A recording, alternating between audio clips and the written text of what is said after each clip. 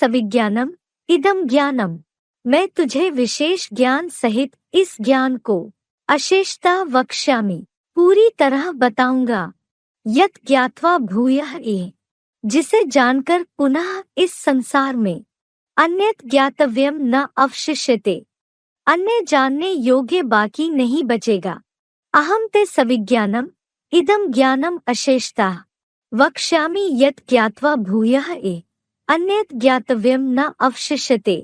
भावार्थ, मैं तुझे विशेष ज्ञान अर्थात योग सहित इस सच्ची गीता एडवांस ज्ञान को पूरी तरह विस्तार से प्रश्नोत्तर पूर्वक बताऊंगा, जिसे जानकर स्व प्लस दर्शन प्लस चक्रधारी बने तेरे लिए पुनः इस असार बने संसार में अन्य वेद शास्त्रादि जानने योग्य कुछ भी बाकी नहीं बचेगा। सुबह को सवेरे गुरु बन बैठते हैं याद की यात्रा में, इस समय टीचर बन बैठते हैं। बाप तो है ही। सुबह में तुम भाइयों को बाप की याद में बैठाते हैं, वो सब्जेक्ट है याद की। फिर मुरली चलती है टीचर की, ये है पढ़ाई की सब्जेक्ट। तो मुख्य है ही याद और पढ़ाई, बस। इनको ज्ञान और विज्ञान भी कहा जाता है। विज्ञान है याद, विज्ञान भवन नाम भी रखा हुआ है, परंतु कोई अर्थ थोड़े ही जानते हैं। कोई ने नाम रख दिया है। अभी हम तो कहेंगे ये है अच्छा सच्चा ज्ञान विज्ञान भवन, जहाँ बाप आकर के सिखलाते हैं।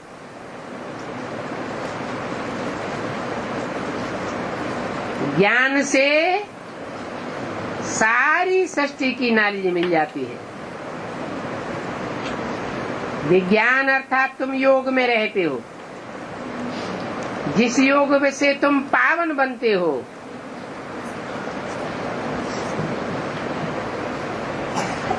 तुमको विज्ञान का भी पता है। अभी बाबा द्वारा तुमको सारी दुनिया का मालूम पड़ जाता है। अब ये तो बच्चे जान गए हैं कि बरोबर हूबहू जैसे कल पहले हमने अपने ये मकान बनाए थे, वो फिर जाकर के बनाएंगे। वहां बनते तो बिल्कुल सहज हैं, क्योंकि साइंस जिसको कहा जाता है वहां तो ये साइंस नाम नहीं होगा। क्या यहाँ साइंस नाम है, वहां ये साइंस नाम नहीं होगा, वो तो और ही कोई नाम होगा। यहाँ तो साइंस साइंस करते रहते हैं। साइंस का हिंदी अक्षर का पता नहीं क्या है। ब्रैकेट में लिखा है, किसी ने कहा विज्ञान।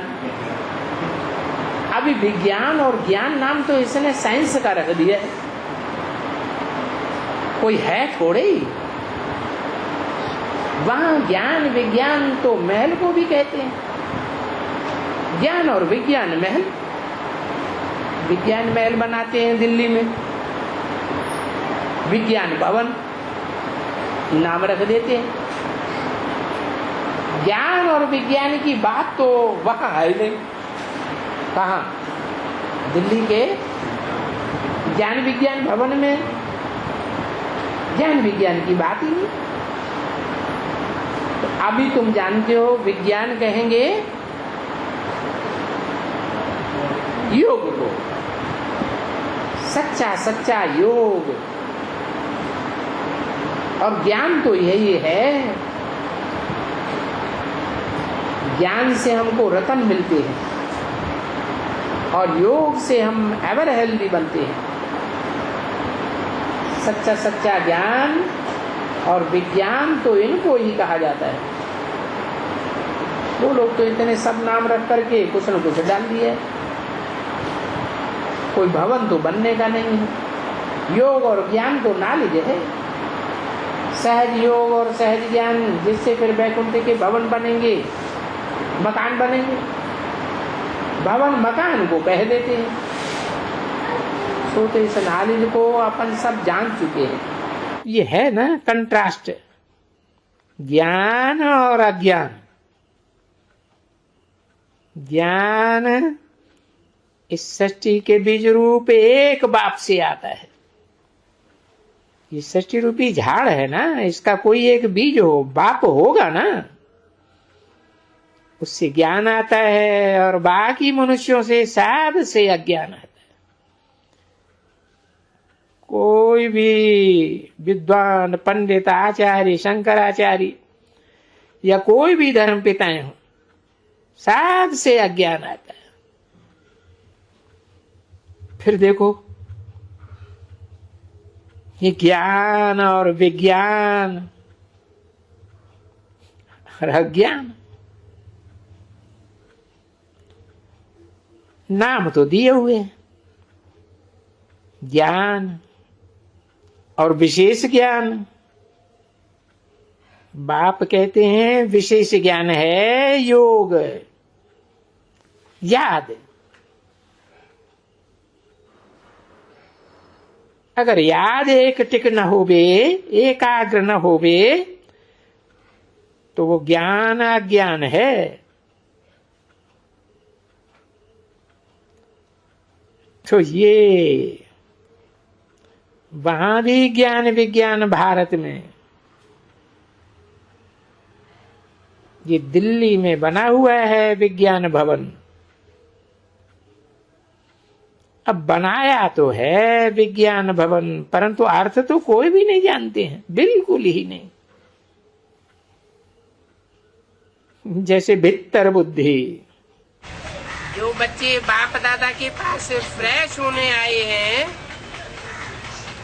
उनको बाप दादा कहते हैं कि कोई भी संशय हो, कुछ भी ना समझाई हो,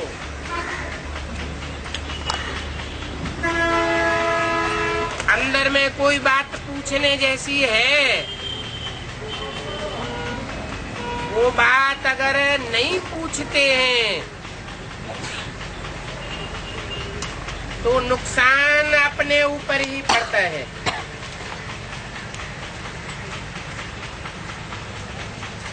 संशय हटाकर ही जाना अच्छा है। बाप के सामने आकर के भी संशय बुद्धि बन करके वापस गए तो बाहर की दुनिया में वो संशय और भी चौड़ा होता जाएगा।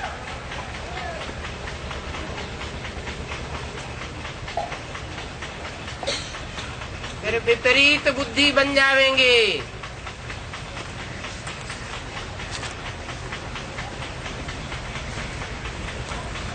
कभी भी कचरा अपने अंदर नहीं रखना है।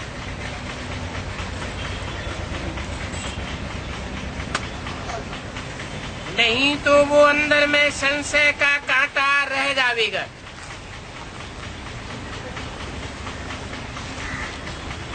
वो संशय का कांटा द्वापर युग से रावण राज्य में बहुत तकलीफ देगा।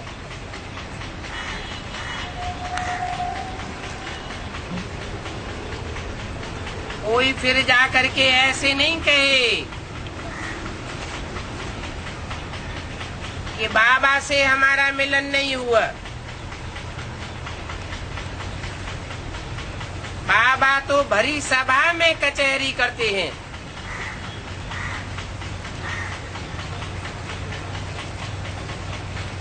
पचड़पट्टी बाहर निकाल देना चाहिए।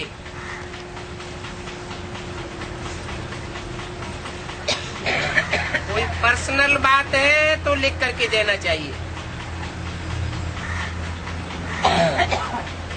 थोड़े बच्चे हैं, कुछ भी पूछना है तो पूछ सकते हैं। जरा भी अंदर में संशय नहीं रहना चाहिए। नहीं तो वो संशय, वो कांटा दूसरों के दिल में लगाते रहेंगे, कचरा इधर उधर फैलाते रहेंगे और अपने अंदर भी पाप बढ़ता जाएगा और दूसरों में भी पाप का समावेश कर देंगे। कोई बात समझ में नहीं आती है तो बार बार पूछ सकते हैं। बाप कहते हैं कि मैं तो बच्चों का सर्वेंट हूँ, पूछने में कोई हर्जा नहीं है। बच्चों का सर्वेंट बन करके आया हुआ हूँ बच्चों को पावन बनाने के लिए।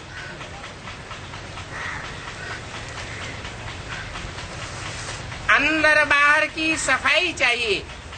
लेकिन एक ही बाप ऐसा है जो आज भी अपना है, कल भी अपना रहेगा और परलोक में भी अपना रहेगा। वो कभी पराया नहीं होता। तो वो बाप जो सदैव अपना है, रूहानी बाप, वो हमको स्वदर्शन चक्रधारी बनाते हैं। स्व माने आत्मा, दर्शन माने देखना, चक्र माने 84 का चक्र। 84 के चक्र में हमारी आत्मा ने कैसे कैसे पार्ट बजाया है वो बताते हैं। एक जन्म की बात नहीं बताते।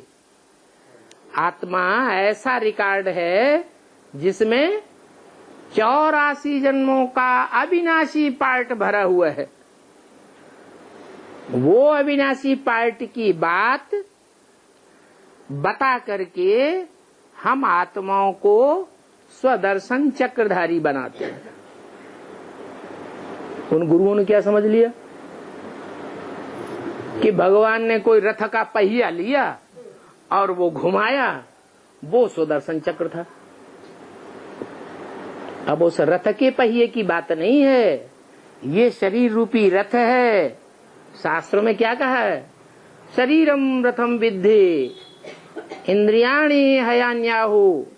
शरीर को रथ समझ, इंद्रियों को घोड़ा समझ। तो ये शरीर रूपी रथ है। इस रथ में ये स्व आत्मा बैठी हुई है।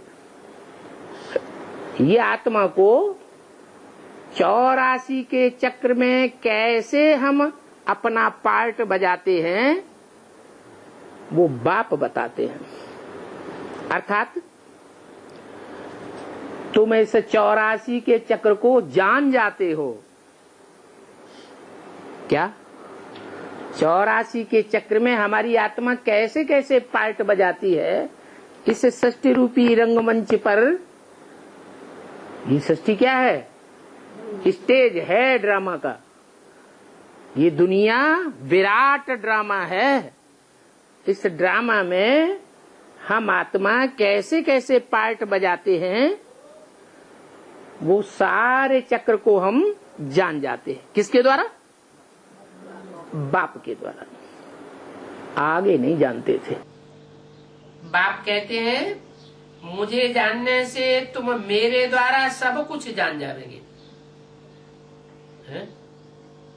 मुझे जानने से माने मैं जो हूँ, जैसा हूँ, जिस रूप में पार्ट बजाए रहा हूँ, उस स्वरूप को जानने से। अगर उस स्वरूप को प्रैक्टिकल में जान लिया, पहचान लिया, मान लिया और अपना बना लिया तो मेरे द्वारा कुछ भी तुम्हें ऐसी चीज नहीं रहेगी दुनिया की जानने के लिए जो तुम जान न सको। क्योंकि हर आत्मा को पहले तो अपने से प्यार होता है, अपने अनेक जन्मों से भी प्यार होगा। तो हर आत्मा की जो ख्वाहिश है कि अनेक जन्मों में मेरा क्या पार्ट है, मैं कैसे सुख दुख का पार्ट बजाती हूँ, वो प्राप्ति सहज सहज स्व को पहचानने की हो जाती है। बाकी और तो कुछ पूछने का नहीं रहेगा इस बात के अलावा। अपनी आत्मा के अनेक जन्मों का कनेक्शन का पता चल जाए कि किस देश विशेष में कहाँ कहाँ कैसे कैसे किन किन आत्माओं के बीच में हमको पार्ट बजाने हैं, कैसे कैसे संबंधों से पार्ट बजाना है, वो सारी ही अगर सच्चाई का अपने बारे में पता चल जाए तो और कुछ जानने को नहीं रह जाता। अति सहज ज्ञान है, गायन है ना। सेकंड में जनक को राजाई मिली तो ये ईश्वर की नॉलेज है।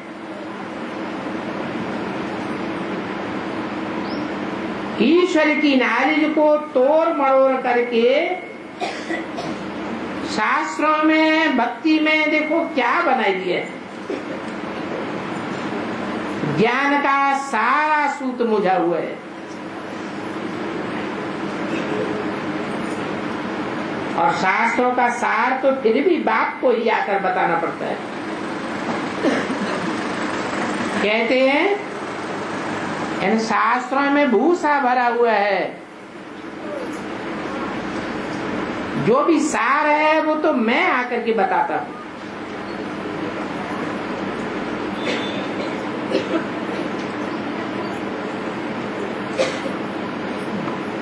बाप आकर के सारा सूत सुलझाते हैं।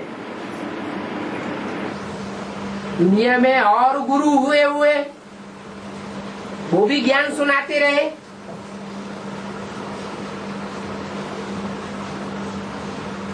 प्रश्नों का समाधान करते रहे।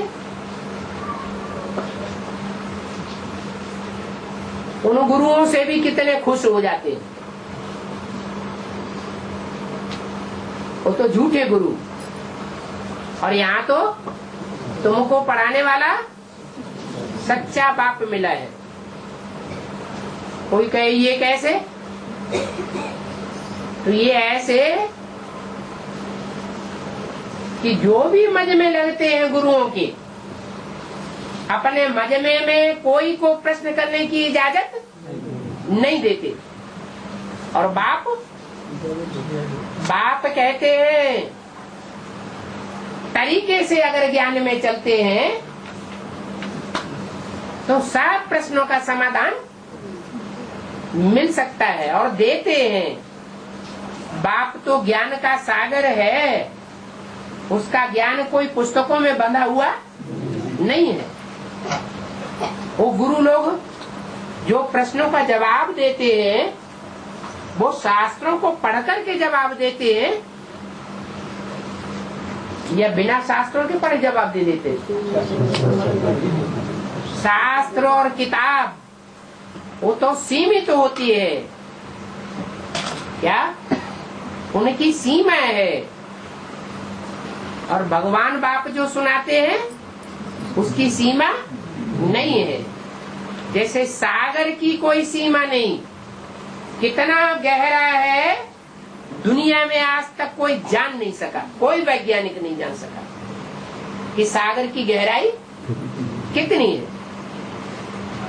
ऐसे ही भगवान आकर के जो ज्ञान देते हैं उसके लिए तो कहा जाता है सारे जंगल की कलमें बनाओ और सारे सागर की स्याही बना दी जाए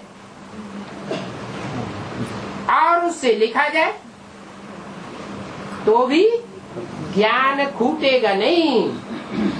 इतना असीम सागर है ज्ञान का। अभी वो ज्ञान जो ब्रह्मा के मुख से वेदवाणी निकली, वो वेदवाणी अब ज्ञानामृत अर्थात गीता ज्ञानामृत के रूप में हमारे सामने आ रही है। उसका मंथन हो चुका है, हो रहा है, और आगे चल करके देवताओं और असुरों के द्वारा, सबके द्वारा उसका पूरा मंथन होगा, नंबरवार होगा। जो जितना मंथन करेगा उतना उतना गहराई में जाकर अपने अनेक जन्मों को क्लियर करेगा। तो हमको अब हुक्म मिला हुआ है, सिर्फ मुझे निराकार बाप से सुनो।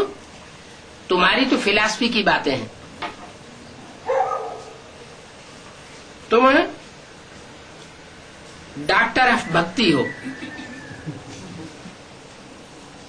ये हमारे यहाँ स्पिरिचुअल नॉलेज, स्पिरिचुअल बाप ही ये नॉलेज देते हैं।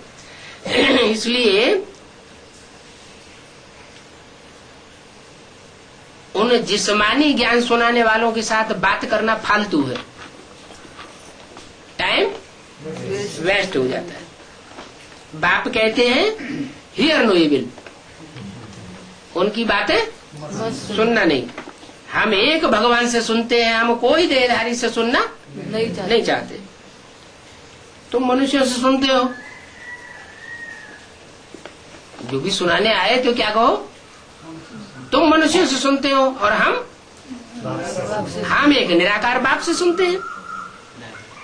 तो रात दिन का फर्क हो जाता है। बड़े बड़े विद्वान आदि साहब शास्त्र पढ़ते हैं, वो शास्त्र तो 63 जन्म हमने भी बहुत पढ़े हैं।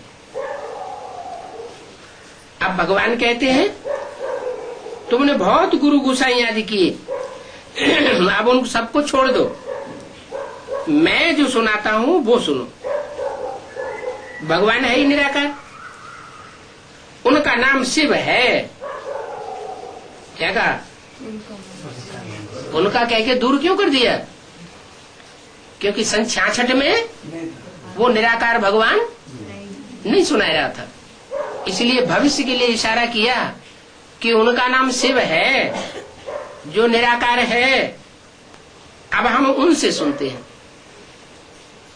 और कोई देहधारी से नहीं सुनते हैं। बाप खुद अपना परिचय और रचना के आदि मध्य अंत का परिचय देते हैं।